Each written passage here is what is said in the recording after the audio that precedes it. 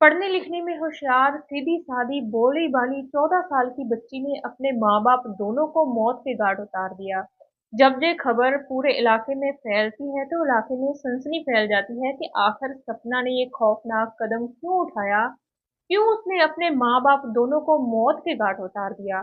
दोस्तों आपको पूरी घटना बताते हैं कि सपना के माँ-बाप जो मेहनत मज़दूरी करने वाले थे, बोला जा रहा है कि जो सपना का पिता था बनवीर उसका नाम बताया जा रहा है, वो का एक कारखाने में काम करता था और उसकी माँ घरेलू थी, घर में काम करती थी।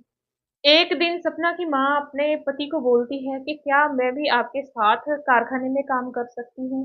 तो पति बोला ठीक है, अगर तुम कारखाने में काम करना चाहती हो तो चलो मेरे साथ, मैं तुमको भी काम दिला देता हूँ।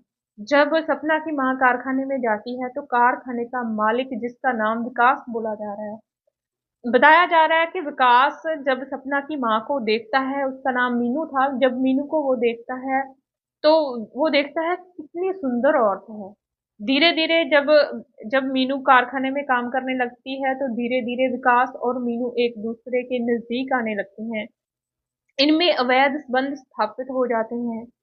तो कुछ समय बाद ये सब कुछ चलता रहता है। मीनू के पति को, बनवीर को भी सब बातें पता चल जाती है कि मेरी पत्नी का विकास के साथ संबंध है। तो कुछ समय बीतता है, तो फिर मीनू का पति, वो जो कारखाने का मालिक था, उसे बोलता है कि मेरी पत्नी अब खेतों में काम करना चाहती है। तो उस जो कारखाने का मालिक था उसने बोला ठीक है, अगर वो वहाँ काम करना चाहती है, खेतों में काम करना चाहती है तो ठीक है, वहाँ उसे लगवा देते हैं। तो बोला जा रहा है कि एक अमीर जमींदार जिसका नाम बोला जा रहा है, तो वो कारखाने का मालिक उस कर्ण के खेत में इस जो मीनू नाम की औरत थी उसे बेच देता है। वहाँ जाकर मीनू अब काम करने लगती है। जब कर्ण मीनू की सुंदरता देखता है तो वो भी उस पर मोहित हो जाता है। तो धीरे-धीरे जो करण था और मीनू थी, उसकी भी नज़दीकियाँ बढ़ने लगती है। लेकिन घर में ये सपना, जो उनकी लड़की थी सपना, सपना ये सब कुछ नोट कर रही थी। बोलती कुछ नहीं थी, लेकिन चुपचाप वो देख रही थी कि मेरा बाप, मेरी माँ क्या हरकतें कर रहा है। इसका असर उसके दिमाग पर पड़ रहा था कि मेरी माँ के अवैध संबंध है किसी के साथ, मेरा बाप भी उसका साथ दे रहा है। उसके अंदर गुस्सा पनपने लगा। सपना जो हमेशा अपनी पढ़ाई पे ध्यान देती थी, वो बोला जा रहा है कि काफी होशियार थी पढ़ने लिखने में, तो वो चुपचाप रहती थी। अपने पढ़ने के सिवा वो घर के काम करती थी, पर बोलती किसी को कुछ नहीं थी। उसे माँ की, बाप की ये हरकतें अच्छी नहीं लगती थी। वो चुपचाप ये सहती गई। जब उसे पता चला कि अब कर्ण के साथ भी मेरी माँ की बातचीत हो रही है, उसके अवैध संबंध उसके साथ भी स्थापित हो गए हैं, मेरे बाप को सब कुछ पता है, लेकिन वो कुछ भी नहीं बोलता उसे।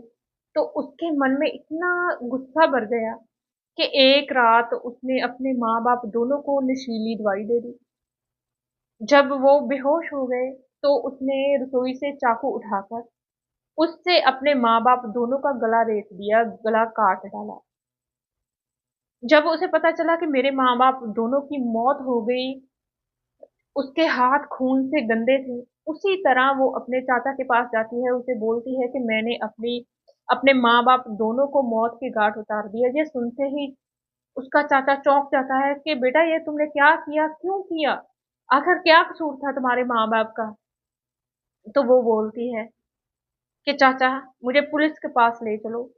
मैं पुलिस को सब सच बताना चाहती हूँ। मैंने अपने माँ-बाप को मार डाला, ये मैं कबूल करना चाहती हूँ पुलिस के पास। तभी उसका चाचा पुलिस को बुलाता है, घर में पुलिस आती है, लाशों को कब्जे में लेती है, पोस्टमार्टम के लिए भेज देती है। बच्ची से पूछा जाता है कि क्यों आखिर आपने अपने माँ-बाप को मौत के घाट उतारा? तो बच्ची जो 14 साल की बच्ची थी सपना, तो वो हैरानीजनक बातें बोलती है पुलिस वालों को कि मुझे बिल्कुल अच्छा नहीं लगता था कि मेरी मम्मा के किसी और व्यक्ति के साथ संबंध थे, मेरे पापा भी उसका साथ देते थे। इससे मेरे मन में बहुत गुस्सा था कि हमारी समाज में बेइज्जती हो रही है, लोगों की बातें सुनते थे, मुझे बहुत बुरा लगता था लोगों की बातें सुनना। मेरी मम्मी के बारे में, मेरे पापा के बारे में तरह-तरह की बातें लोग करते थे। इससे मेरे मन में बहुत गुस्सा, मेरे मन में बहुत ज़हर भर भर गया। इस सारी बातें सुनकर। तो उसने कहा कि मैंने 1-2 बार रोकने की कोशिश भी की, लेकिन मेरी कौन सुनता है। तो मैंने गुस्से से अपने माँ-बाप दोनों को मार डाला। अब मैं अपना गुनाह कबूल करती हूँ, मुझे जो बनती सज़ा है मुझे दी जाए। तो इस मामले में पुलिस ने इन्वेस्टिगेशन करनी शुरू कर दी। बच्ची पर जो एफआईआर दर्ज है की गई बच्ची के बयानों के आधार पर।